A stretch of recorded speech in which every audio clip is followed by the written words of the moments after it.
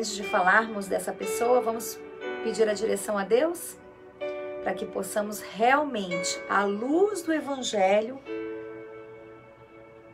falarmos com propriedade, baseado na palavra de Deus, que é o nosso guia, o nosso farol. Amém? Feche seus olhos, oremos.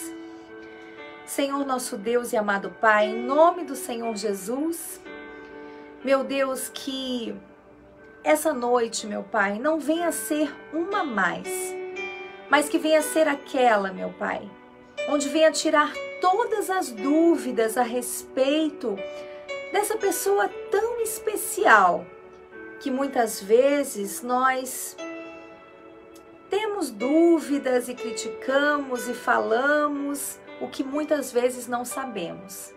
Então, meu Deus, antes de qualquer coisa, pedimos a sua direção para que possamos, à luz do Evangelho, falarmos com propriedade, meu Pai. E assim, todos entenderem qual é a tua boa, perfeita e agradável vontade. No nome de Jesus. Amém. E graças a Deus. Amém? Muito bem, então, muitos acertaram já, né? Falaremos dessa mulher tão especial, Maria. Um momento tão oportuno para falar de Maria, não é mesmo? Nós sabemos que o Senhor Jesus não nasceu no dia 25 de dezembro, onde nós comemoramos, né, o Natal, mas que não tem nada a ver, né, com o nascimento do Senhor Jesus. Mas diante das festividades, né, eu acho muito oportuno falar de Maria e do nascimento do Senhor Jesus. Falarmos a respeito dessa mulher que foi escolhida, agraciada pelo próprio Deus. Amém? Eu peço a vocês então, boa noite Fernandinha, boa noite Humberto. Eu peço a vocês que venham abrir então a sua Bíblia no livro de Lucas, capítulo 1, versículo 26. Lucas, capítulo 1, versículo 26. Marquem seus amigos, compartilhem, porque hoje falaremos de uma mulher que realmente, Maria, causa muita dissensão, né? Entre católicos e evangélicos protestantes. Antes de começar, eu gostaria de dizer aqui, nesse vídeo, que nós não estamos para agredir a fé de ninguém, de nenhum irmão católico, de forma alguma. Nós estamos aqui para esclarecer, à luz do Evangelho, toda e qualquer dúvida que muitas vezes as pessoas têm, e até mesmo posicionamentos mal interpretados, não só, às vezes, pelos católicos, mas por nós evangélicos também, né? Então, estou aqui para esclarecer a você com bases históricas, com fatos históricos e à luz do Evangelho, né? Porque a palavra de Deus, ela é clara, né? Não há muitas interpretações, como as pessoas dizem. Cada um interpreta a sua maneira. Não. A palavra de Deus, ela é clara. Quem interpreta a sua maneira é aquele que não quer, de fato, executar o que está escrito nela. Essa é a realidade. Mas a palavra de Deus, ela é bem clara nos seus posicionamentos, tá bom? Então, nessa live, nós vamos, então, esclarecer o verdadeiro significado dessa mulher, que foi tão especial, tá bom? Então, afinal de contas, né, eu fiz alguns parênteses aqui que eu achei pertinente, achei importante ressaltar para todos vocês. Eu gostaria de fazer essa pergunta a você. Qual seria uma visão equilibrada, né, de Maria? Baseada na palavra de Deus e baseada em conhecimentos históricos. Porque um comportamento desequilibrado, muitas vezes, tanto dos católicos, como principalmente de nós evangélicos, né? Porque eu respondo por mim, não respondo pelos outros, eu respondo por mim. Um comportamento desequilibrado passa uma impressão de que todos os evangélicos, todos os protestantes odeiam Maria. E não é assim, né? Não deveria ser assim. Então, como eu falei anteriormente, eu respondo por mim. Eu não posso responder por todos. Então existem algumas perguntas que nós vamos responder aqui. Inclusive, eu gostaria de perguntar para você, evangélico, para você comece a meditar nessa live, que por que toda e qualquer atitude boa referente a Maria, nós temos o costume de que seja motivo de discórdia, que seja motivo de chacota. Por quê? No final, eu vou estar explicando melhor para você essa diferença lá no final, para que você me acompanhe até o final.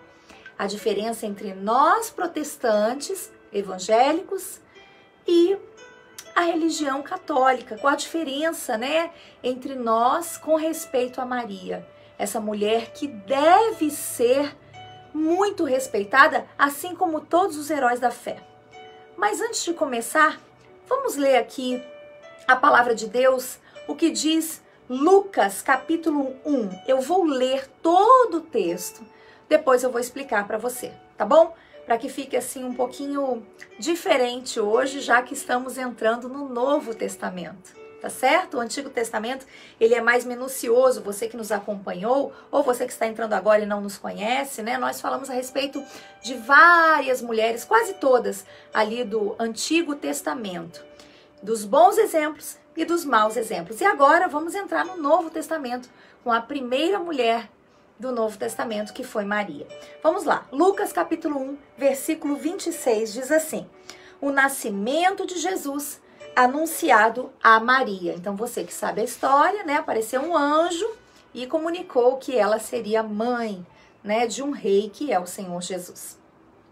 Versículo 26 do capítulo 1 de Lucas, por favor, nos acompanhe, tá? Vou ler aqui, uma irmã falou aqui: ore por mim, estou muito triste, sou portadora de síndrome de fibromialgia, sofro com dor. Vamos orar, querida. Eu gostaria, Bruna, que você assistisse essa live. Eu tenho certeza que vai fortalecer a sua fé, porque essa mulher foi uma mulher de muita coragem, muita fé. Tão jovem e foi uma mulher tão corajosa. Olha o exemplo dela, que bacana. No 6º mês, Deus enviou o anjo Gabriel a Nazaré. Então foi Deus que enviou, né, o anjo. A cidade de Galileia. A uma virgem prometida em casamento a certo homem chamado José, descendente de Davi. O nome da virgem era Maria. Ponto. Então todos já sabem que um anjo foi enviado por Deus até Maria, uma mulher virgem. Mulher, aspas, tá? Eu vou estar explicando isso mais detalhadamente depois que nós lermos tudo. Porque no costume, né, antigo, nos tempos de Jesus, as mulheres, elas se casavam, as meninas, né, se casavam de 12 a 15 anos, tá bem? Elas eram prometidas desde pequenas e se casavam aí no interim de 12 a 15 anos. Mas vamos dar continuidade aqui para você entender melhor sobre o tema. 28 diz: aproximando-se dela, o anjo disse: alegre-se, agraciada ou abençoada em outras versões, o Senhor está com você. Maria ficou perturbada com essas palavras, pensando no que poderia significar essa saudação. Então você imagine, coloque-se no lugar dela, né? Um anjo fala: alegre-se, você é abençoada, você é agraciada, o Senhor está com você. Uma menina sumamente pobre, humilde, né? Porque nesses tempos, segundo os relatos históricos, ela vivia numa vila, né? A Vila de Nazaré, que tinha aproximadamente aí 300 pessoas. Então todo mundo conhecia todo mundo e ela, possivelmente, se não fosse, seguramente, né? Se não fosse por essa escolha de Deus, o nome dela nunca jamais seria lembrado, né? Nos textos bíblicos, porque ela era uma mulher simples, de um lugar simples, né? Maria ficou perturbada, então você imagina, com essas palavras. Versículo 30, mas o anjo lhe disse: não tenha medo, Maria, você foi agraciada por Deus. Vou estar explicando para você sobre isso. Você ficará grávida e dará à luz a um filho, e lhe porá o nome de Jesus. Ele será grande e será chamado Filho do Altíssimo. O Senhor Deus lhe dará o trono de seu pai Davi, e ele reinará para sempre sobre o povo de Jacó, e seu reino jamais terá fim. Coloque-se no lugar dela. uma mulher simples, uma mulher, vamos dizer assim, que a sua expressão estava na sua comunhão com Deus, né? Na sua santidade em Deus, né? Que a palavra santo não é isso que nós aprendemos nos dias atuais, significa separado do pecado, ou seja, uma mulher separada do pecado, e Deus se agradou dela. A Bíblia diz claramente aqui, ela foi agraciada por Deus, né? Deus encontrou nela todas as características de uma mulher que poderia gerar, né? Ou seja, através do poder divino do Espírito Santo, o Filho de Deus. Mas quais eram essas características, né? Que essa mulher tinha a ponto de Deus escolhê-la para gerar o filho do próprio Deus, né? Para portar dentro do ventre dela o filho do próprio Deus. Versículo 33. Ele reinará para sempre, ou seja, aqui já fica claro que era um rei. Como assim? Uma mulher que morava numa vila de Nazaré, e veja bem, essa vila, segundo os relatos históricos, tinham aproximadamente 300 pessoas. Nós aqui de Guaratinguetá temos quantos habitantes? 120, se eu não me engano, 120 mil, né? Quem souber aí, pode colocar aí com exatidão. Já é um diz que me disse, não é mesmo? É um querendo tomar conta da vida do outro, ao invés de tomar conta da sua própria vida. Você imagine uma vila onde a maioria das pessoas eram parentes, e ela recebe essa notícia, que ela seria mãe de um rei, sendo ela virgem. Imagine você, quanta calúnia e quanto desprezo ela não sofreu, né? Quanta fofoca essa mulher não teve que suportar. Mas a gente vai falar disso no decorrer desse vídeo. Vamos terminar a leitura. Perguntou Maria ao anjo, como acontecerá isso se eu sou virgem? O anjo, 130 mil, obrigada Wilson. O anjo respondeu, o Espírito Santo virá sobre você e o poder do Altíssimo a cobrirá com a sua sombra. Assim, aquele que há de nascer será chamado Santo, Filho de Deus.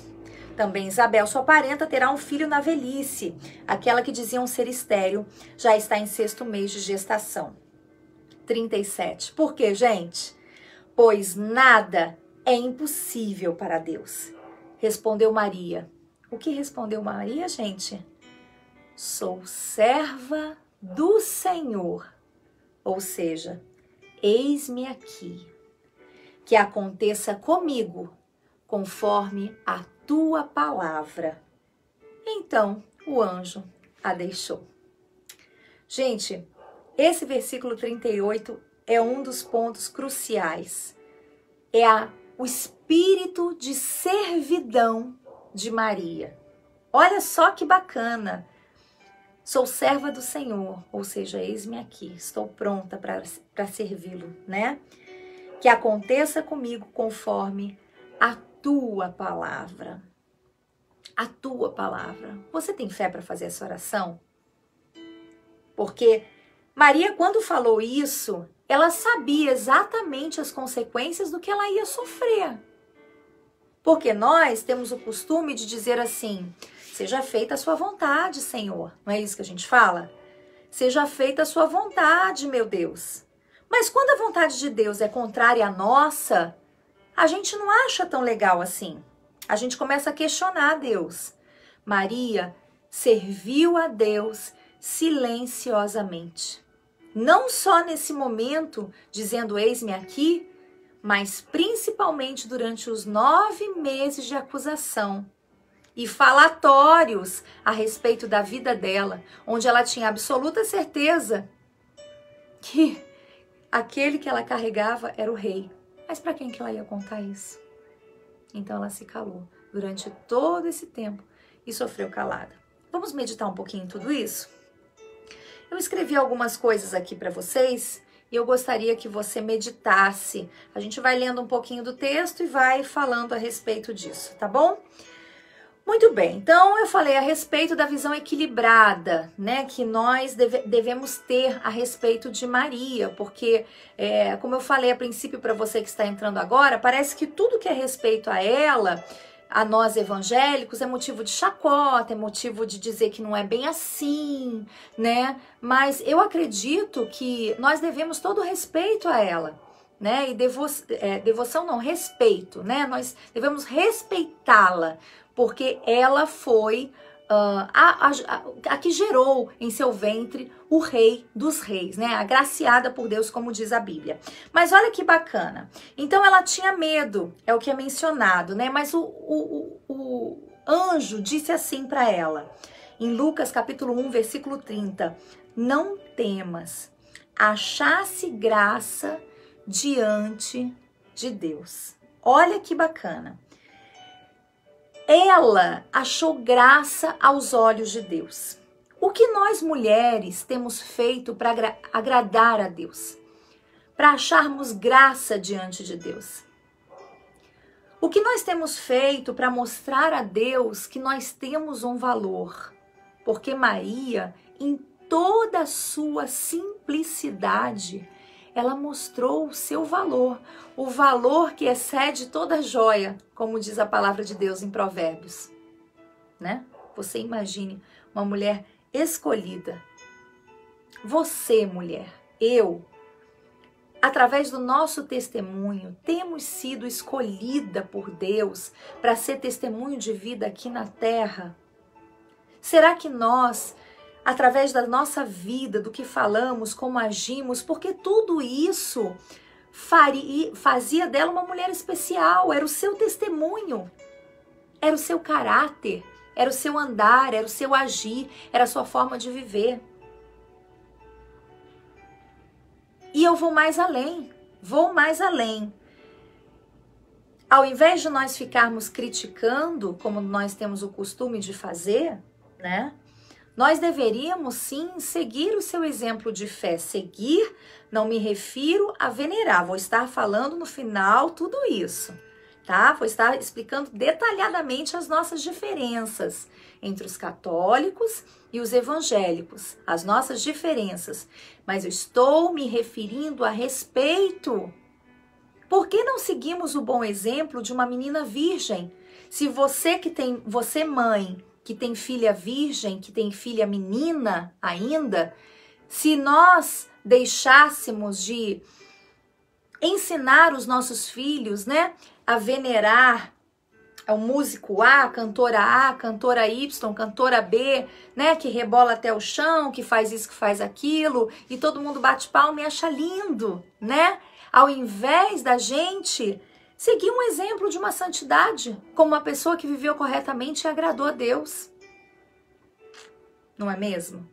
Mas não, a gente faz ao contrário, a gente coloca lá a música da fulaninha A, fulaninha B, né? Que mostra aí um caráter duvidoso, toda uma sensualidade que às vezes não é nem pertinente à idade de meninas, né? De 12 a 15 anos, apesar que hoje em dia tá bem diferente a coisa.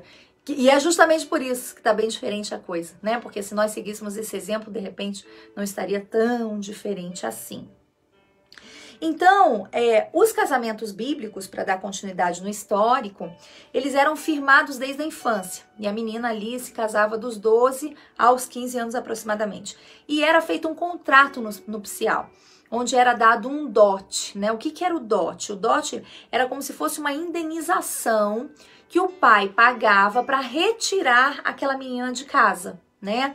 E o que esse dote mostrava para o pai? Ele trazia uma garantia, na verdade 3 garantias esse dote trazia para o pai, né? A primeira é que mostrava que ele realmente amava essa menina, porque ele estava disposto a pagar por ela, né? Então não é qualquer um que trabalha para pagar por alguém, então se ele pagava é porque ele amava, né?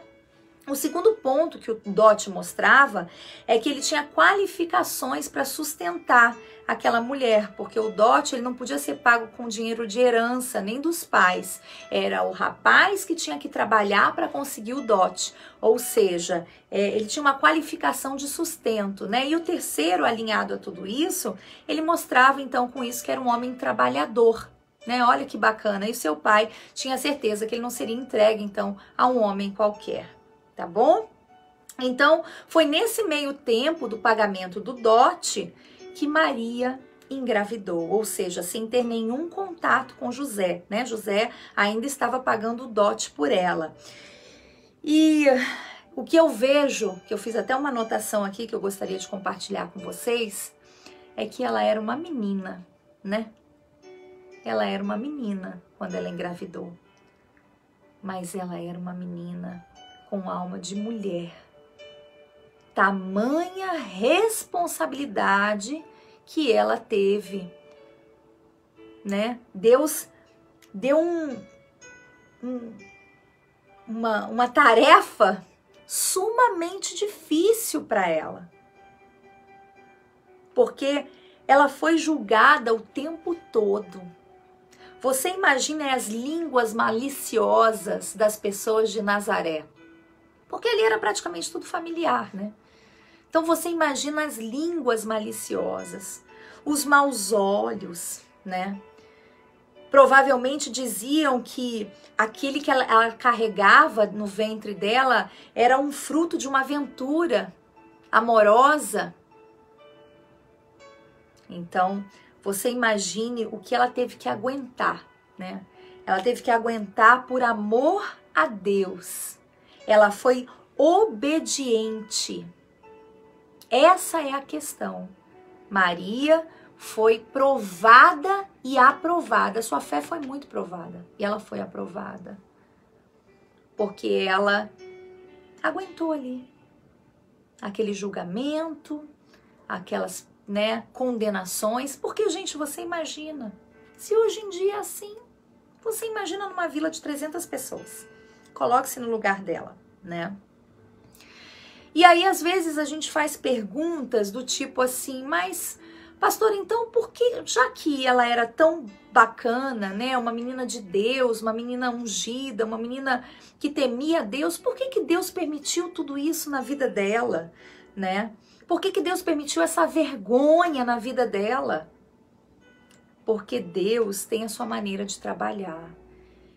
E não é porque nós somos de Deus que nós estamos isentos a passar por lutas. Veja você que toda a trajetória do Senhor Jesus em seu ventre, né, da gravidez de Maria, foi de luta, foi de perseguição, e andava para lá, e ia para cá, ia no burrinho, e voltava. E quando Jesus foi nascer, não tinha lugar, não quiseram receber Jesus. Você já sabe um pouquinho da história. Então não é porque somos de Deus que nós estamos livres das lutas. As lutas vêm para todos. Mas é na luta que você mostra quem você é. É na luta que nós mostramos quem somos. Aqui ela se calou. E ela se calou de verdade, porque a palavra de Deus diz isso. Em Lucas 2,19, olha que bacana que diz. Não sabemos se Deus respondeu aos seus questionamentos. Mas a Bíblia diz assim, e guardava todas essas palavras, meditando-as em seu coração. Lucas 2,9. Guardava todos os ensinamentos, todas as palavras que ela recebia através dos profetas, né, que vinham falar com ela, ela guardava e meditando-as em seu coração, diz a Bíblia. Ou seja, ela não compartilhava com ninguém, né? Uma mulher discreta. Uma mulher discreta. Então, o que eu gostaria de dizer aqui para vocês é que, definitivamente, Maria não foi uma qualquer. Ela não foi. Pastora, então, diante de tudo isso, por que essa briga tão grande? Por quê? Porque a religião é uma praga. A religião, seja ela qual for, a minha, a sua, a outra, é uma praga.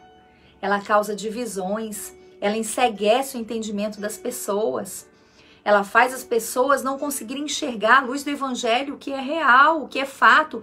E fica um puxa um pouco para cá, né? O católico desequilibra para um lado, nós evangélicos desequilibramos para o outro e fica nessa coisa. Ao invés de nós, baseado na palavra de Deus, nós olharmos a luz da Bíblia, Não estou falando o que eu acho, estou falando à luz da palavra de Deus. Então, muitas vezes, baseado nisso que eu estou falando, a gente fala assim, o fulano tem que seguir o exemplo de Daniel, tem que seguir o exemplo de José do Egito, de Jó. Ué, mas o exemplo dela foi o quê? Foi ruim? Uma menina virgem em seus tempos, que vivia para Deus, para agradar a Deus? O problema está que, infelizmente, nos dias atuais, né, alguns tempos atrás, se fez uma, vamos dizer assim, uma adoração que não é pertinente a ela. Esse seria o grande problema. Mas nós diminuirmos a sua bondade, a sua fé, né, a sua obediência, seria tolice da nossa parte. Porque não é isso que diz a Bíblia. Certo?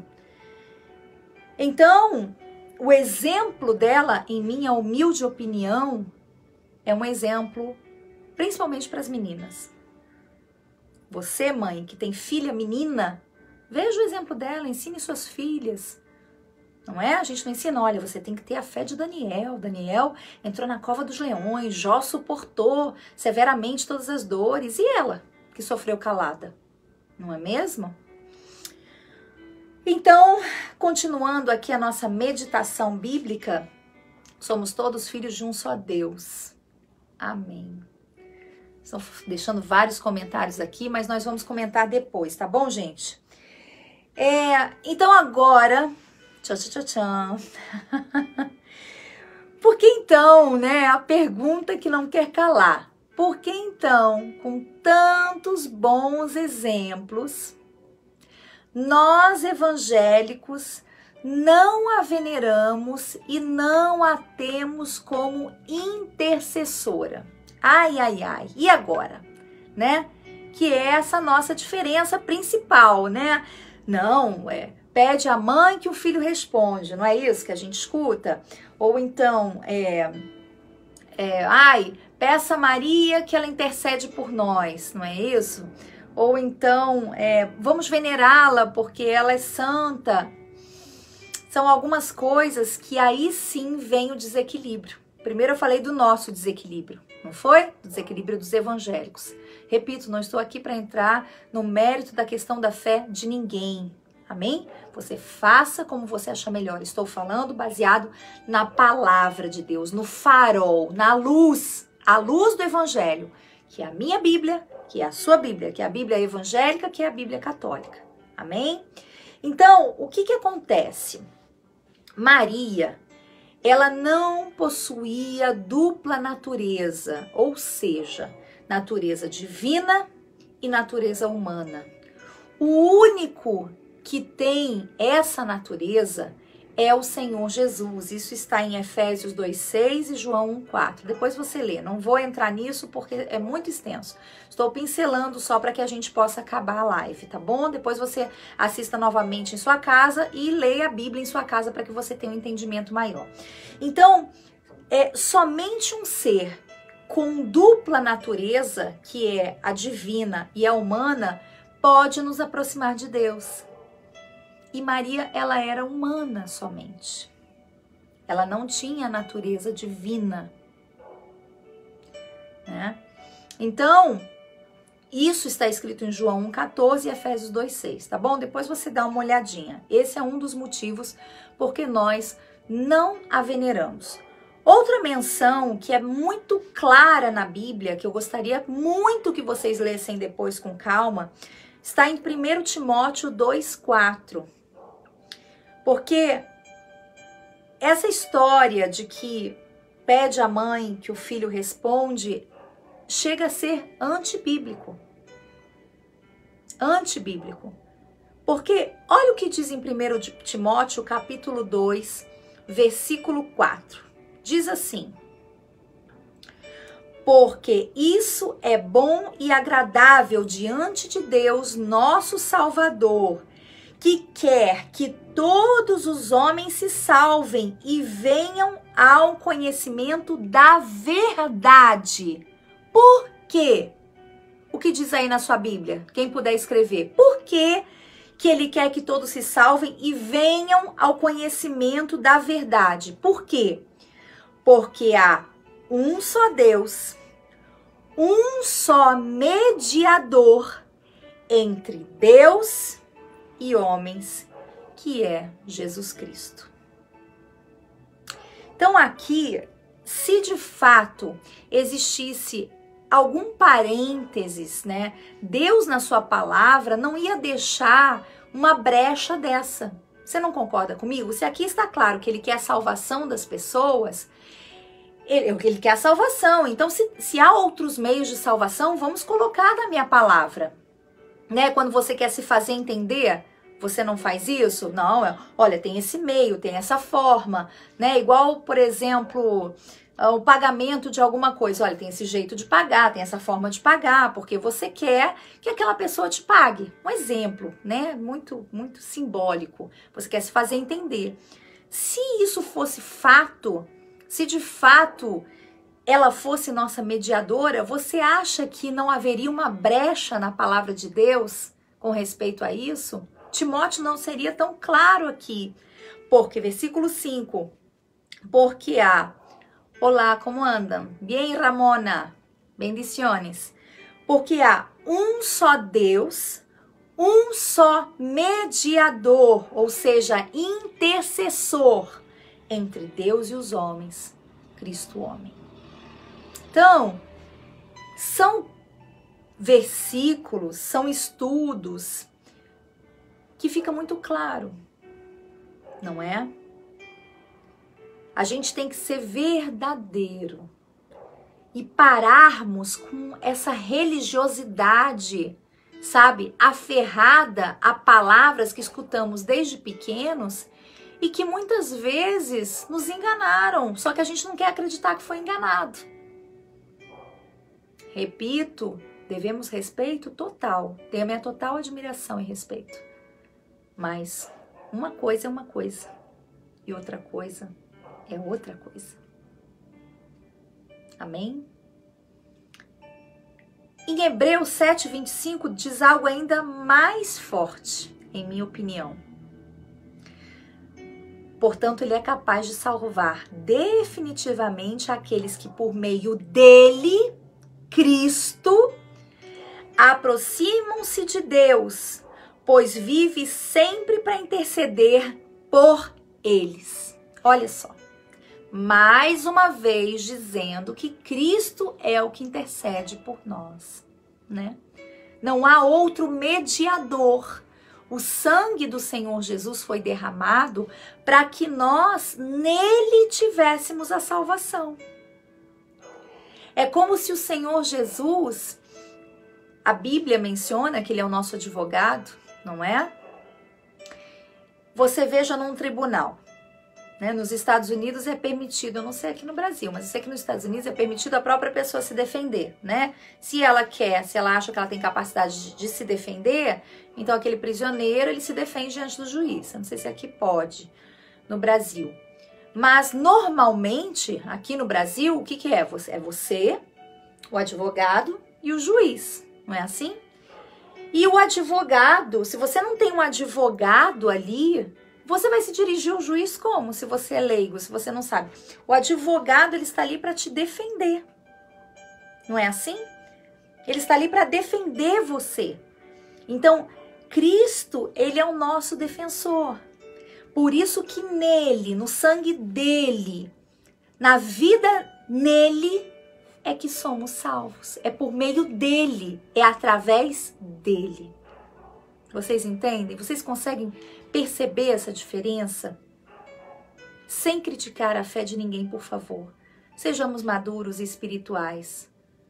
Vamos pensar com os olhos do entendimento da palavra. Sem religiosidade, sem evangélico, sem católico, sem nada. Diante da palavra. É por meio dele. Amém? Deixe seus comentários. Para mim é muito importante saber o que você acha a respeito dessa live. Se você tem aprendido alguma coisa com ela, se você está surpresa com alguma coisa, deixa aí seu comentário.